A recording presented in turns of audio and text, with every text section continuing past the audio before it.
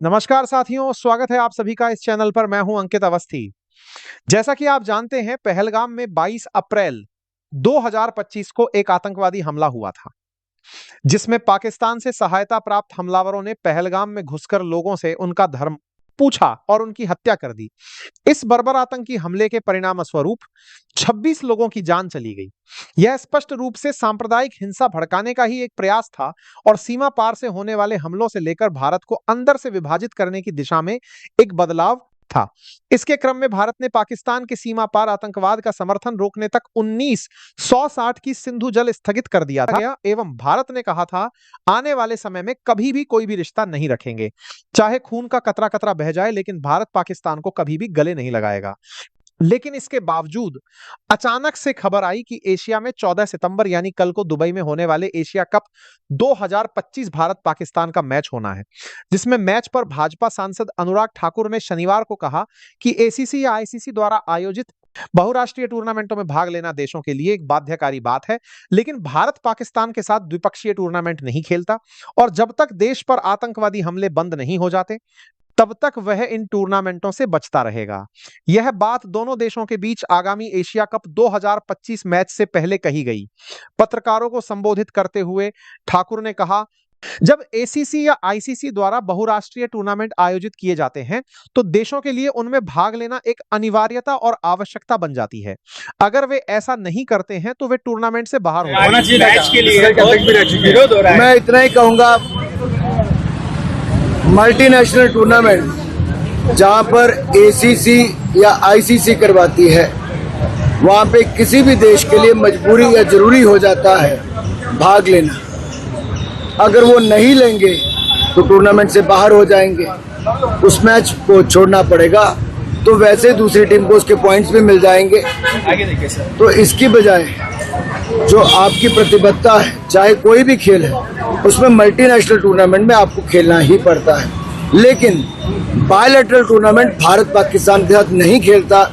कई वर्षों से हमने ये निर्णय किया है कि भारत पाकिस्तान के साथ बायलैटरल नहीं खेलेगा जब तक पाकिस्तान भारत पर आतंकवादी हमले या कार्रवाई बंद नहीं करता है और जब तक पाकिस्तान आतंकवाद को खत्म नहीं करता। इस बीच 14 सितंबर को दुबई में होने वाले एशिया कप 2025 के भारत बनाम पाकिस्तान मैच से पहले पहलगाम आतंकी हमले के पीड़ित शुभम द्विवेदी के पिता संजय द्विवेदी ने कहा है कि 22 अप्रैल को पहलगाम आतंकी हमले में 26 लोगों की मौत के बाद पाकिस्तान के साथ कोई राजनीतिक या खेल संबंध नहीं होने चाहिए। उन्होंने सरकार से मैच रद्द करने का भी आग्रह किया। एएनआई से बात करते हुए संजय द्विवेदी ने कहा, 22 अप्रैल 2025 को पाकिस्तान ने हमारे देश के 26 निर्दोष लोगों की हत्या कर दी। भारत सरकार ने कहा था कि वो पाकिस्तान के साथ कोई संबंध नहीं रखेगी और खून और पानी एक साथ नहीं बह सकते। उन्होंने कहा, जिस दिन से मुझे भारत बनाम पाकिस्तान मैच के बारे में पता चला है, न केवल मैं बल्कि पूरा देश इसका विरोध कर रहा है और कह रहा है कि पाकिस्तान के साथ कोई राजनीतिक या खेल के मैदान में संबंध नहीं होने चाहिए। मैं इसका विरोध करता हूं और सरकार से जनभावनाओं को ध्यान में रखते हुए इस मामले में कार्रवाई करने का आग्रह करता हूं। सिर्फ शुभम के साथ नहीं घटना हुई थी। 22 अप्रैल को पाकिस्तान ने हमारे देश के 26 निर्दोष नागरिकों की हत्या करवाई थी, जघन्य नरसंहार कराया था। उसके बाद पूरा देश ये चाहता था और देश की सरकार ने भी ये कहा था कि पाकिस्तान के साथ किसी तरह का कोई संबंध नहीं रखा जाएगा और खून और पानी एक साथ नहीं बह सकता है। मैं इसका पुरजोर विरोध करता हूं, प्रबल विरोध करता हूं और आज भी मैं सरकार से मांग करता हूं कि अब भी समय है सरकार इस पर कार्रवाई करे और तत्काल इस पर देश की जन भावनाओं का सम्मान करते हुए हमारे देश की सरकार को इस तरह के आयोजन तत्काल रद्द कराने चाहिए। हम तो पूरे देश की जनता से आह्वान करते हैं कोई भी वो मैच ना टेलीविजन में देखें और ना ही मैदान में देखने जाएं। गुरुवार को सुप्रीम कोर्ट ने भारत और पाकिस्तान के बीच क्रिकेट मैच पर अंतरिम रोक लगाने की मांग वाली याचिका को तत्काल सूचीबद्ध करने के अनुरोध पर विचार करने से इनकार कर दिया और अनुरोध को खारिज करते हुए न्यायमूर्ति जेके माहेश्वरी और न्यायमूर्ति विजय बिश्नोई की पीठ ने कहा कि मैच जारी रहना चाहिए। याचिकाकर्ता की ओर से पेश हुए वकील ने अनुरोध किया कि याचिका पर शुक्रवार को तत्काल सुनवाई की जाए क्योंकि यह मैच इसी सप्ताह रविवार को होना है। यह याचिका उर्वशी जैन नामक एक व्यक्ति ने दायर की थी, जिन्होंने निर्धारित मैच को यह तर्क देते हुए चुनौती दी थी कि पाकिस्तान के साथ खेलने से विपरीत संदेश जाएगा और नागरिकों की गरिमा और सुरक्षा मनोरंजन से पहले आती है।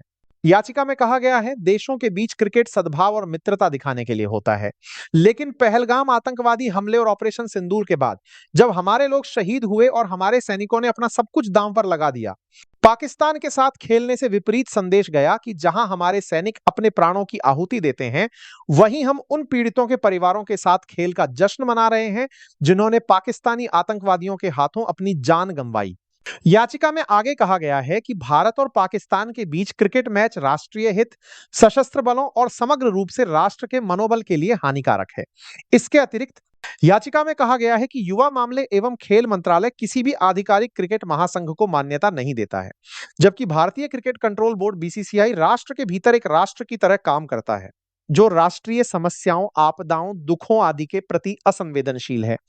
याचिकाकर्ता ने आगे तर्क दिया कि मौजूदा तनाव के बीच पाकिस्तान के साथ क्रिकेट मैच का आयोजन सशस्त्र बलों और आम जनता के लिए एक अस्वास्थ्यकर संदेश भेज रहा है।